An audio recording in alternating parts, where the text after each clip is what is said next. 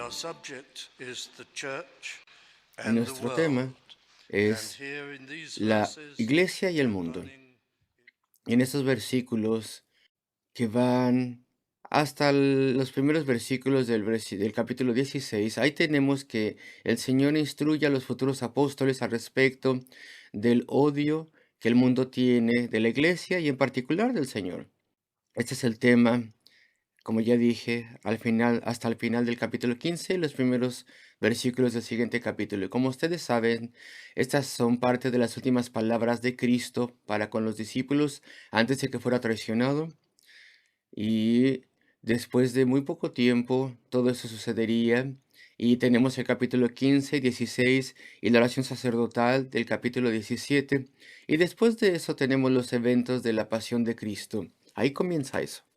Y aquí, entre las últimas palabras de Cristo, tenemos diferentes secciones con diferentes temas. Y aquí el tema es la iglesia y el mundo. Estaban siendo preparados para el futuro. Se les tenía que decir al respecto del odio que el mundo los tiene. Y comenzamos aquí. Y mi primer encabezado es justamente el odio del mundo. Es algo que por alguna razón muchos cristianos tienen o son renuentes, no quieren entender, no quieren verlo. Muchos cristianos no quieren ver el odio total e intrínseco que el mundo tiene contra Cristo y contra su iglesia. Esto es algo que no queremos ver, no queremos aceptar, y es un gran error el hacerlo. Si el mundo os aborrece, y tal vez es un poco desafortunado que el versículo comience con la palabra sí. Si es que el mundo os aborrece, si eso fuera así, pues tal vez o tal vez no. Pero ese no es el sentido del griego. A medida que se lee el versículo en el griego original y avanzamos, hay una cosa que es ciertísima. Es decir, que el odio del mundo es inevitable. Es factual. Es así, siempre es así, y siempre es así de forma universal. Así que necesitamos entenderlo. Hay que entender que la palabra sí, aquí este condicional, más bien tiene el sentido de como cuando pasa. No es el sentido del griego, pero ese es el sentido del pasaje. Cuando el mundo os aborrece. Esta palabra sí está hablando de algo que todavía no le ha pasado a los discípulos. A ellos se les estaba protegiendo hasta ese momento. El odio del mundo había estado enfocado en Cristo, no en ellos. Pero con su muerte, cuando Él muriera y después su resurrección, y cuando ellos ya fueran sus representantes y quienes proclamaran el Evangelio, pues ahora ese odio será dirigido a ellos. Entonces, más bien el sentido es cuando esto pase, no si es que pasa. Entonces, cuando el mundo os aborrece, sabed, os daréis cuenta que a mí me ha aborrecido antes que a vosotros. No es que sea algo probable, sino es algo inevitable. Eso así sucederá, porque ellos le odiaban. ¿Y por qué? Porque los discípulos serían odiados, así como Cristo mismo fue odiado. ¿Por qué sería eso así? Pues porque ellos iban a ser sus testigos. La iglesia proclamaría el mensaje de Cristo, la persona de Cristo, la salvación que hay en Cristo. Y entonces ellos estarían bajo fuego. Si tú quieres, serían odiados, serían detestados, se resentiría su mensaje. Y los discípulos no estaban bien conscientes de lo que había delante de ellos. Se les había dicho ya muchas veces que ellos serían sus portavoces, sus representantes, pero ellos no lo entendían bien.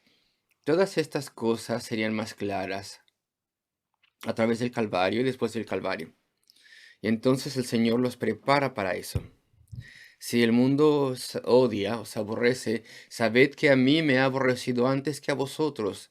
Ellos serían testigos y por tanto serían como Él. Ellos estarían llamando a las personas a que vinieran bajo el dominio de Cristo. Y al mundo no le gusta ese mensaje. El mundo no quiere responder a tal llamado. Ellos predicarían el mensaje de Cristo, el arrepentimiento y la remisión de los pecados. El perdón de los pecados, eso nos humilla. Esto nos da convicción y las personas reaccionarían en contra de ellos, así como reaccionaron en contra de Cristo. Y los líderes judíos y la mayor parte de las personas del tiempo de Cristo tuvieron resentimiento de Cristo y de su mensaje. Ellos querían los milagros de Cristo y las sanidades, amaban las parábolas y la enseñanza, que era mucho mejor que la enseñanza del clero que ellos tenían, por así decirlo. Pero cuando él habló del arrepentimiento y la necesidad del perdón y el hecho de que toda persona judía no era de forma automática aceptada por Dios, sino que tenía que haber arrepentimiento y compromiso con él y un cambio, pues lo odiaban por eso. Y entonces, en general, se pusieron en contra de él. Si el mundo os aborrece, sabed que a mí me ha aborrecido antes. Y la palabra que se traduce aquí, odio o aborrecimiento, viene del griego detestar. Una vez que las personas entienden quién es Cristo y qué representa, lo aborrecen. Y siempre ha sido así. Voy a decirles una cosa. Una pequeña historia les quiero contar. Hace años, hace muchos años de hecho, leí una novela cristiana. Una mujer la escribió, que murió en la parte inicial de 1990, de esa década. Y en alguna parte leí que ella escribió como 50 novelas. Y era una dama que había sido misionera la mayor parte de su vida, una amada cristiana, devota, creyente, sin lugar a dudas, pero escribía sobre todo novelas para niños y algunas para adultos. Ella era buena para escribir esto, creo yo. Y ella tenía una idea muy romántica, me voy a explicar. Ella tomaba la postura de que si tan solo nos pudiéramos acercar a las personas de forma correcta, pues entonces ellos se volverían a Cristo. A pesar de que ella entendía la caída del hombre y la pecaminosidad de la naturaleza humana y la necesidad del arrepentimiento y la salvación por Cristo solo y la conversión, ella conocía estas cosas. Y no voy a mencionar su nombre, estoy seguro que era una amada creyente, pero lo que me sorprendió fue leer esta escena que ella se inventó en un libro de una mujer anciana que vivía en un valle, en una villa, que estaba convencida de que la iglesia estaba haciendo las cosas de forma errónea. ¿Por qué tantas advertencias desde el púlpito? ¿Por qué tanto del infierno y la condenación? No, ella decía, si tan solo pudiéramos ser amistosos con las personas y amarles, ellos vendrán al reino de Dios. Y entonces, esta dama anciana, protagonista de la historia, tuvo un sueño de que alguien tendría una orquesta con música hermosa y en su mente veía una tarde de verano donde habría música que fluiría en el valle y las personas irían todas a una cierta iglesia y todo era muy hermoso. Y bueno, en ese libro pues resulta que así pasó. Alguien tuvo una orquesta y entonces allí en esa noche de verano, con una luna hermosa, en un domingo hubo esa música que se escuchaba por todo el valle, y entonces las personas fueron a esa misión donde se había anunciado el evento, y todo el mundo fue ahí, mucha gente se convirtió. Maravilloso, ¿no? Pero eso es una idea muy romántica.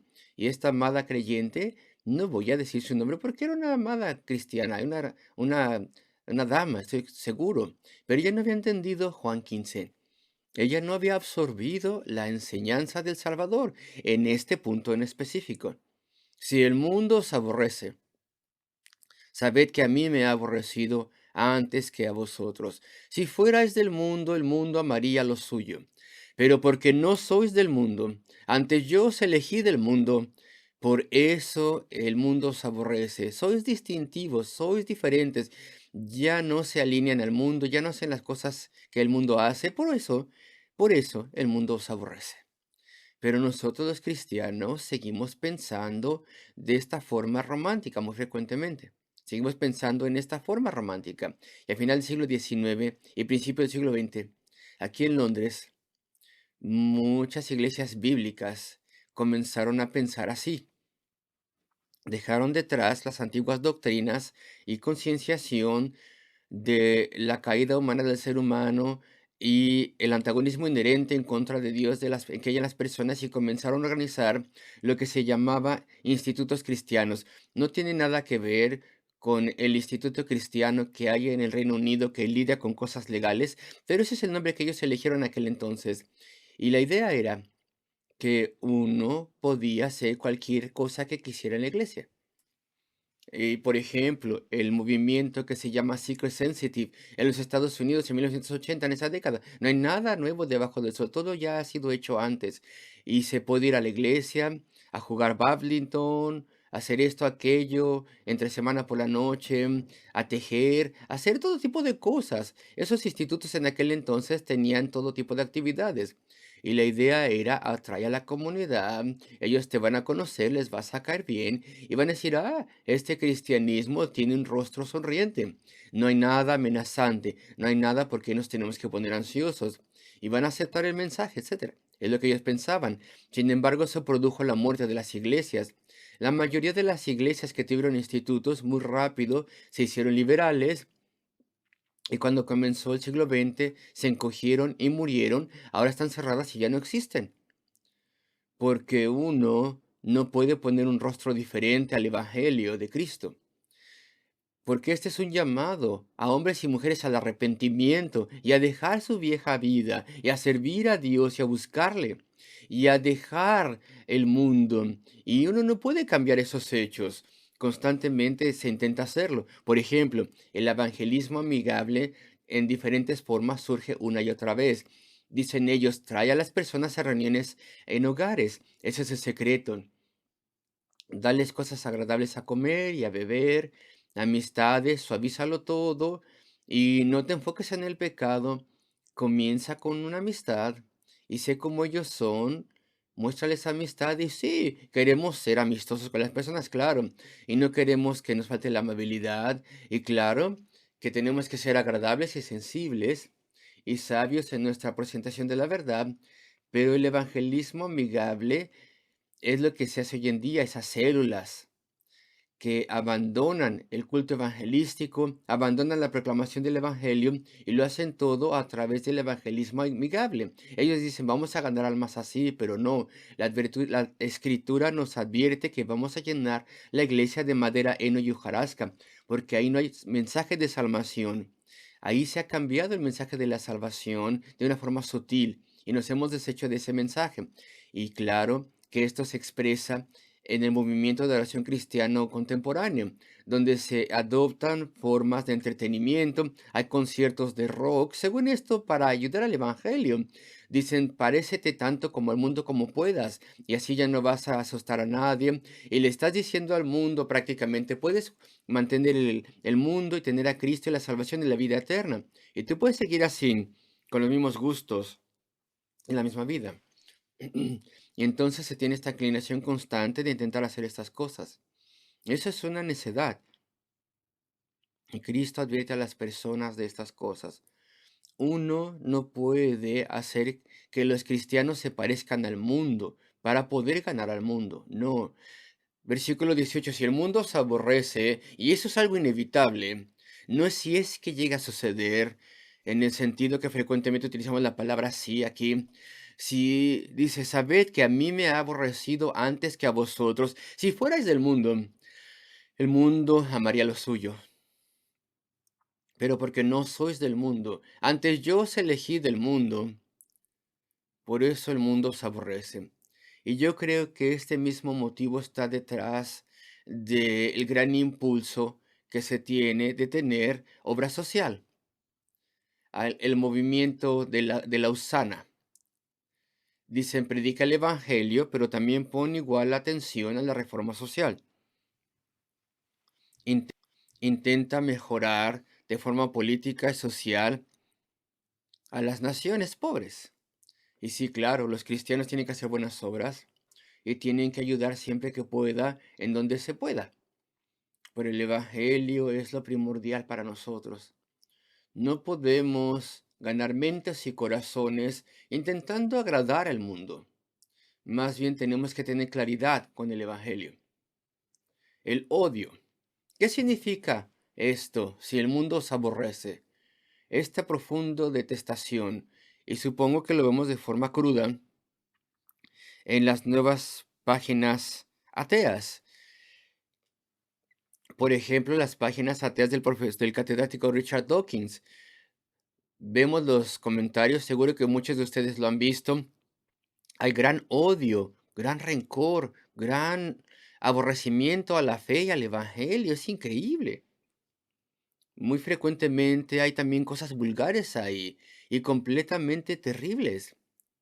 Vemos ahí de forma cruda el odio del mundo en contra del evangelio, pero frecuentemente utiliza una cara amigable. Y yo mismo en persona sé de muchos esfuerzos que líderes científicos que no están de acuerdo con la teoría de la evolución intentan hacer un esfuerzo para poder ir a la BBC y a otras instituciones para que ellos puedan tener una serie de programas y ellos puedan presentar su postura y su sentimiento respecto de las cosas. ¿Y tú crees que ellos avanzaron en algo? Claro que no. Y ahí el odio tiene una cara amigable en la BBC de Londres. Tiene una forma amigable de palabras, pero hay un rechazo inevitable y fuerte rechazo cada vez que hay un intento de acercarse a ellos. Y también así la BBC rápidamente permite que el catedrático Dawkins esté allí y vaya por todo el mundo a buscar extremistas religiosos para presentarles a ellos como la cara del cristianismo religioso, bíblico, para poder reírse de la fe cristiana. Y la BBC ama tener este tipo de programas ridículos y muy frecuentemente infundados que minan la escritura y la verdad. Y entonces aquí vemos el aborrecimiento, el odio del mundo. Y claro que ahí la BBC no muestra sus garras, claro que no, etcétera. Todo se hace de forma astuta, pero la oposición está ahí. La oposición también la vemos en el gobierno. Y hace unos años el gobierno de aquel entonces legisló que sería ilegal aquí en este país enseñar en las escuelas cualquier cosa que no fuera la evolución atea. Ahora es la ley. Ni siquiera era la ley en la Unión Soviética, en Rusia, pero es la ley aquí en Inglaterra. Ese es odio en contra del evangelio, oposición al evangelio, aborrecimiento. Y esto lo vemos en todas partes. Y que ya respecto de las épocas en donde todo el mundo va a la iglesia. Tú ves ahí detestación por el evangelio. En una era donde todo el mundo va a la iglesia, hemos tenido periodos en este país así, donde la convención social es ir a la iglesia, e incluso la ley dice que hay que ir a la iglesia. Y bueno, con toda certeza ahí vemos que la sociedad y el gobierno está apoyando a Cristo y apoyando a la iglesia. Pues no por mucho tiempo, queridos amigos. En una era donde se va a la iglesia, muy pronto la oposición también se manifiesta. Remontándonos a los primeros siglos de la Iglesia cristiana, no pasó mucho tiempo antes de que la fuerza de la Iglesia Católica Romana surgiese a medida que pasaron los siglos y un Cristo diferente se empezó a proclamar, un Cristo reinventado, un Cristo reconfigurado, no el Cristo que salva por gracia, que sufrió y murió por pecadores, que salva almas y lleva pecadores a sí mismo para tener una salvación ciertísima y un cambio, sino más bien un Cristo que ama rituales. Ellos proclamaban un Cristo que le dio todo poder a la iglesia para gobernar como un tirano los corazones y las vidas de las personas.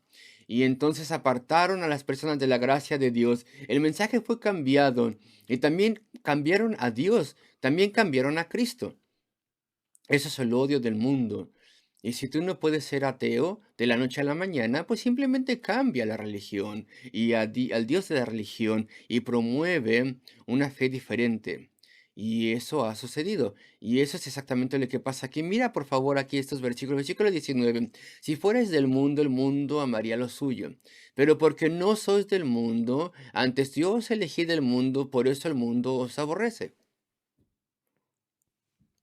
Y versículo 21.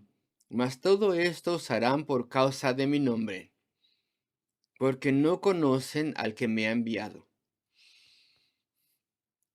Tal vez miremos hacia atrás y pensemos, los judíos del tiempo del Señor, bueno, ellos rechazaron a Cristo, pero con toda certeza eran religiosos, con toda certeza creían en Dios, con toda certeza eran hijos de Dios y le defendían. Pues no, no fue así, dijo Cristo. No me conocen a mí, dijo Cristo, y no conocen al Padre tampoco. Han cambiado a Dios, son como paganos. No porque tuvieran muchos dioses, más bien se apegaban a un Dios, pero cambiaron a Dios. Habían quitado al verdadero Dios y lo habían sacado del templo. Y habían sacado al verdadero Dios de la sinagoga también, y lo habían reemplazado por un Dios alternativo. Un Dios que no le importa la maldad, un Dios que es impersonal, no uno personal. Un Dios a quien uno no puede conocer de forma personal y no puede tener uno una relación personal con él. Un Dios que ama rituales y ceremonias. Un Dios que es representado a través del clero tirano que hace lo que se le da la gana. Ellos habían reinventado a Dios y esa es la expresión moderna terrible que se usa. Ellos no conocían al verdadero Dios, eran tan malos como los paganos. Eso es lo que Cristo está diciendo, porque no le conocen al que me envió. Lo que ellos tienen es un sustituto, algo que ellos se inventaron, algo que ellos crearon, algo que ellos inventaron, algo diferente del Dios verdadero. No conocían al Dios verdadero. Entonces, en esos tiempos, cuando la convención es ser religioso o ir a la iglesia, ahí el odio es mostrado, ese aborrecimiento es mostrado no, no tanto por la oposición a Dios, sino más bien al cambiarlo, al reemplazarlo por un Dios diferente. Y eso es lo que se está presentando aquí como el razonamiento. Y lo vemos en la historia. Y si tú quieres, podemos estudiar la historia un poco, porque la historia es un tutor maravilloso para nosotros. Recuerda la Reforma. Recuerda el periodo después de la Reforma. El esfuerzo que se estaba haciendo para deshacerse de la doctrina reformada y todos los planes en la Iglesia Nacional de echar las cosas para atrás. Esos cambios soberanos y la persecución comenzó. Y los grupos evangélicos y los creyentes fueron perseguidos y después allí la Iglesia Católica Romana remete y cambian las cosas y después vino la era puritana y esta era puritana, queridos amigos, tiene que haber sido maravillosa. Había grandes nombres ahí, por ejemplo, John Owen. Él fue el predicador en lo que uno podría llamar una iglesia pueblerina en Essex.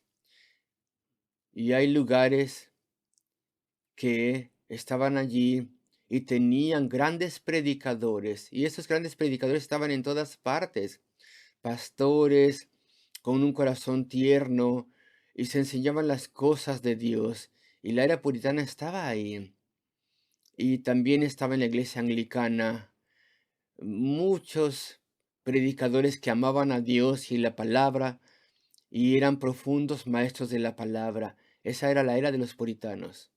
Pero el odio de Cristo muy pronto se manifestaría, de modo que comenzaron los planes de deshacerse de los puritanos, comenzaron los planes de sacar a los puritanos de las iglesias, a esos predicadores. Y entonces Carlos II subió al trono y entonces era la oportunidad de aquellos que odiaban el Evangelio. Y entonces, y todo esto se enseña en la escuela, en este país. No les digo nada nuevo, el acto uniformitario. Y entonces al clero se le obligaba a realizar procedimientos católicos en la alabanza. El sacramentalismo volvió y los errores de Roma. Y claro que los puritanos no pudieron quedarse.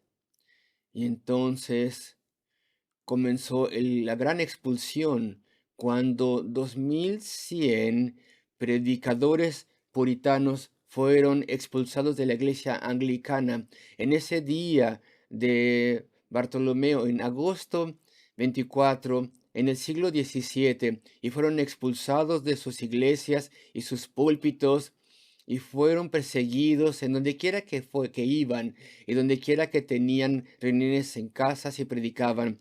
Entonces, incluso en una época donde las personas van a la iglesia, en un momento dado se manifiesta el odio del mundo. Y ahora, por ejemplo, la época victoriana, una vez más, grandes predicadores, incluso en la iglesia anglicana y mucho más en las iglesias no conformistas, con los metodistas y los bautistas, y muchos entre los independientes y congregacionalistas, y se proclamaba el Evangelio. Pero una vez más, la hostilidad se vería, y así fue. El modernismo surgió, el liberalismo surgió, y hay grandes edificios, grandes iglesias que hay incluso por aquí cerca en Londres, donde al final del siglo XIX los predicadores evangélicos bíblicos fueron quitados del medio y se llamaron aquellas personas, aquellos hombres que predicaban filosofías y cosas interesantes, pero una cosa podíamos tener certeza, tenía certeza de algo, de que no creían en la Biblia, no presentaban a Cristo, no presentaban a Dios como era, y todo cambió. El enemigo contraatacó una vez más. Y así es como siempre pasa, así es como pasa en la Biblia. Por ejemplo, en el Antiguo Testamento, desde el libro de Génesis, ahí vemos este gran hilo, frecuentemente lo mencionamos, que va a través de toda la Biblia, los dos reinos, la iglesia y el mundo, la iglesia y el mundo, este gran tema que está en toda la Biblia.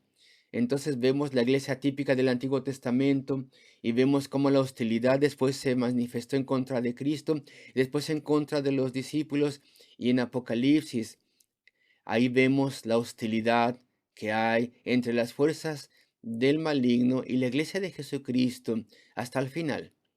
Entonces siempre habrá odio y hostilidad.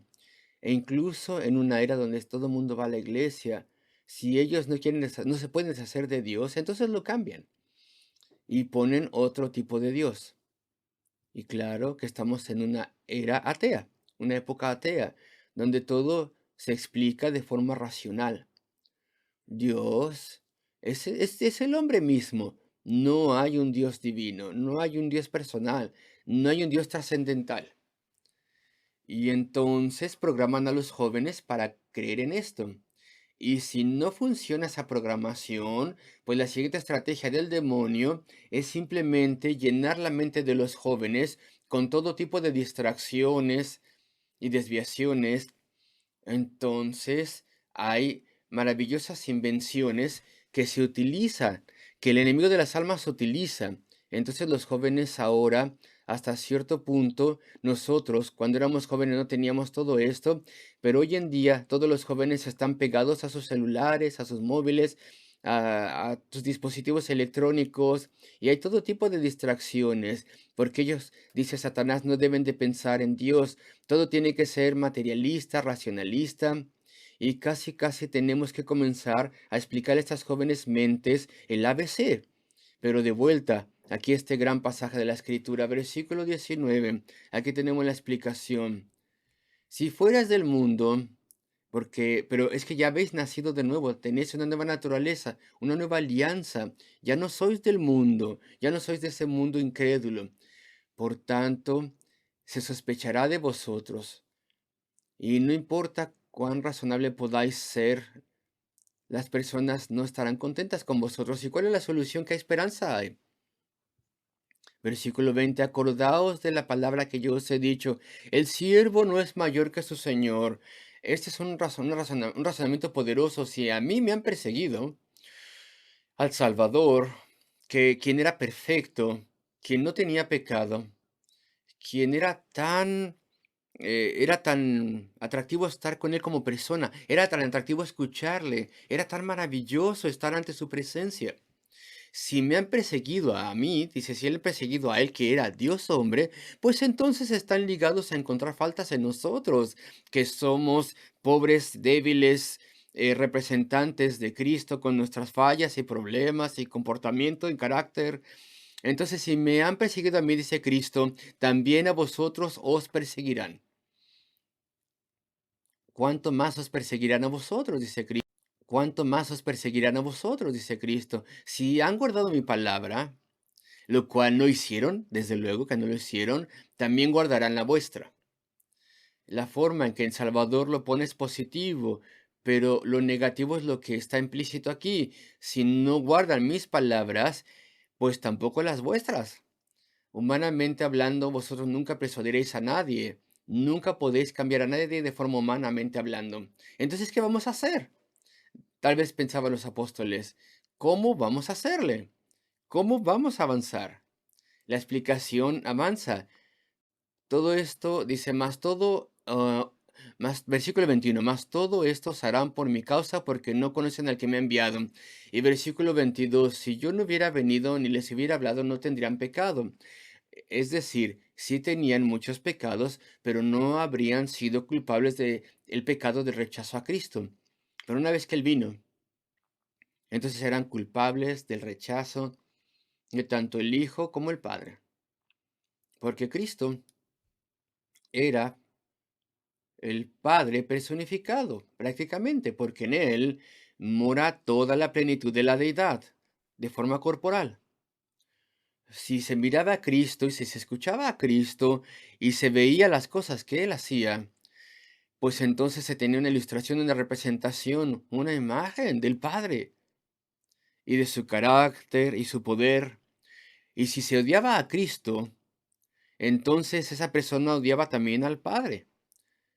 Si yo no hubiese hecho o si no hubiese hablado, a ellos no tendrían pecado, versículo 22, es lo que dice Cristo. Pero ahora no tienen excusa por su pecado. La palabra en el griego significa una cosa así, no tienen ninguna cosa que les cubra su pecado. No pueden mirarse bien, ya no se pueden ver bien, su pecado está expuesto, está a la luz. Y así pasa con nosotros. Nosotros se supone que seamos muy diferentes del mundo, tan diferentes como pueblo de Dios, que aman las cosas de Dios, que entonces podemos ser usados incluso en el juicio de las personas, no solo para ganar a las personas, sino para su juicio. Nosotros como cristianos diferentes y como la iglesia cristiana, se supone que seamos un regaño y una reprobación al mundo. Y estos amados creyentes, ¿qué están haciendo si ellos imitan al mundo y se visten y se comportan y hablan como el mundo? Y hacen conciertos mundanos y hacen que la iglesia sea tanto como el mundo como sea posible. Entonces Dios no puede usarles. No pueden ser un regaño, una reprobación al mundo. No son diferentes, no son distintivos, ya no. Ese es el razonamiento de este pasaje. Es muy necio. Lo que pasa hoy en día en el evangelicismo no solamente es desobediente a estos principios, es una necedad, una tontería. Y eso es contraproducente. Queridos amigos, debo avanzar al versículo 25. Pero esto es para que se cumpla la palabra que está escrita en su ley, sin causa me aborrecieron. Esta frase la vemos muchas veces en los Salmos y el Señor la utiliza aquí. Porque yo he venido, dijo Cristo, y he revelado a Dios, a Él, a través de mis palabras y mi comportamiento, a través de mi poder y mis hechos. Porque yo he revelado el carácter de Dios a ellos, pues entonces esto ha probado que ellos odiaban eso, que me odiaban a mí sin causa. Yo no les di ninguna causa para odiarme, yo no les hice nada malo, me odiaron simplemente porque yo represento al Padre. Y yo les presento una perfección en mi carácter y ellos odiaron tanto mi mensaje. Y claro que la razón no está en mí, sino en ellos. Por completo está en ellos. Y después el versículo 26. Y como ya dije antes, Los discípulos tal vez están en desesperanza diciendo, bueno, entonces, ¿qué va a pasar? ¿Qué esperanza tenemos? ¿Quién nos va a escuchar? ¿Qué pasará si el mundo por naturaleza está tan en contra de nosotros? Versículo 26. Pero cuando venga el Consolador, el ayudador, el protector, el abogado, a quien yo os enviaré del Padre, el vocabulario es hermoso. El Espíritu viene de Cristo. El Espíritu Santo también viene del Padre. Bueno, porque son uno. Padre, Hijo y Espíritu Santo son miembros separados de la deidad y aún así son uno. Y entonces el Espíritu Santo viene de Cristo y del Padre y de sí mismo. Pero cuando venga el Consolador, el ayudador, aquel ayudador celestial divino, cuando Él venga, a quien yo os enviaré del Padre, el Espíritu de verdad, el cual procede del Padre, Él dará testimonio acerca de mí. Vamos a leer más al respecto de esto en otro momento, en el siguiente capítulo. Pero Él testificaría de mí, dijo Cristo. Él me reivindicaría, dice Cristo. Él atribulará a los corazones de las personas. Él, obrando en los corazones de hombres y mujeres, les dará conciencia, les mostrará que yo era el eterno Hijo de Dios, dice Cristo, y que me han rechazado a mí, dice Cristo. Él me reivindicará, me autentificará. Y no solo eso, sino que Él convencerá, no a la mayoría, pero a muchas personas, y sus corazones serán derretidos y se volverán a mí. El Espíritu Santo testificará, dará testimonio, eso es lo que está diciendo. Testificará, dará testimonio acerca de mí. ¡Qué alivio! Los discípulos pensaron así, yo creo. Este Espíritu Santo de Dios misterioso, ¿quién es Dios? Vendrá cuando el Salvador nos deje, se vaya. Y Él, de una forma, alguna forma, obrará poderosamente, maravillosamente, invisiblemente, misteriosamente en los corazones de las personas. Y muchos se volverán a Dios. E incluso entre ellos que no se vuelven a Dios, frecuentemente habrá gran tribulación y sabrán que están mal. Incluso si se resisten. Maravilloso. Y después el Salvador avanza. Y con esto debemos terminar. Versículo 27. Y vosotros daréis testimonio también. Oh, el Espíritu Santo no va a hacerlo sin ellos. Él no iba a testificar en vez de ellos. Él no iba a hacer estas cosas dejándoles como espectadores, sino más bien les iba a usar. Mira la forma en que se explica. El Espíritu Santo lo iba a hacer y vosotros daréis testimonio también. Y es exactamente correcto como está explicado aquí. A veces lo entendemos al revés. Yo voy a predicar, yo voy a dar mi clase de escuela dominical y el Espíritu Santo me va a ayudar. Ah, no, no. Así no es como Cristo lo explicó. El Espíritu Santo lo hará. Y entonces tú le ayudarás. Así es como tiene que entenderse esto, amigos míos. Eso nos ayuda a tener la actitud correcta, nos hace humildes en el corazón y nos mantiene dependientes de Él. Solamente Él puede abrir un corazón. Solamente Él puede vencer la hostilidad enraizada en el corazón humano. Él convencería, daría convicción, razonaría, obraría y cambiaría a las personas. Y así lo hace. Y dice, versículo 27, vosotros también daréis testimonio. Y el apóstol Pablo dice en 1 Corintios, vosotros sois ayudadores de Cristo. Es el mismo punto. Porque habéis estado conmigo desde el principio, final del versículo 27. Entonces te cumpliré los requisitos. Porque vieron todas las cosas y el Espíritu Santo hará que recuerden todas las cosas. Cristo ya se los había dicho a ellos. De modo que la narrativa de Cristo estaría allí en la Biblia. De modo que se pondrían los hechos de Cristo en el Nuevo Testamento. El Espíritu Santo lo haría y ellos también obrarían. Y el Espíritu obraría en corazones también. Y los discípulos no lo sabían, pero en muy pronto vendría el Calvario y después la resurrección.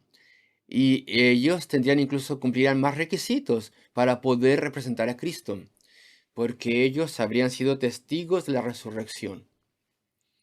Y para autentificar su testimonio, ellos, no nosotros, ellos recibirían del Espíritu Santo el poder para hacer milagros y señales, maravillas, las señales de los apóstoles, para autentificar a los apóstoles y su testimonio de la resurrección. Y vosotros daréis testimonio también, porque habéis estado conmigo desde el principio. Entonces ahí vimos el odio del mundo, el aborrecimiento del mundo, también la razón del aborrecimiento del mundo, porque has vuelto a nacer, porque somos diferentes, porque no somos del mundo y no deberíamos de ser del mundo. También vimos la necesidad de que seamos diferentes, que la iglesia cristiana sea diferente y la vida cristiana sea diferente del mundo. También vimos la dependencia del Espíritu Santo, porque Él es el que tiene que quebrantar la hostilidad de los hombres. Entonces sí, predicamos y sí enseñamos y testificamos y claro que debemos ser amigables, claro. Y a pesar de que tenemos que tener, pues sí, palabras buenas y debemos anhelar almas y tener compasión por las personas, por la desgracia en la que están, y nosotros tenemos esa desgracia, al mismo tiempo debemos hacer el llamado de Cristo, proclamar la verdad, el Calvario y la necesidad humana y la redención y la necesidad de que seamos convertidos. Estas cosas son primordiales. Estas son las cosas que declaramos y que ya respecto de la hostilidad, pues el Espíritu Santo derritirá corazones de la forma en que Él hace y dará convicción a las almas y los más grandes periodos de conversión. Y los más grandes periodos de conversión los grandes avivamientos y las grandes reformas en la historia de la iglesia siempre han tomado lugar cuando estas cosas han estado así y de forma seria han sido proclamadas. No al hacer bromas, ni tampoco teniendo informalidad, ni tampoco adaptando las cosas a cualquier cosa que sea la última moda de entretenimiento mundano. Nunca han sido esos tiempos de bendición y nunca serán esos tiempos de bendición. Así que aquí tenemos principios que aprendemos de estos discursos finales del Salvador que le dio a los discípulos.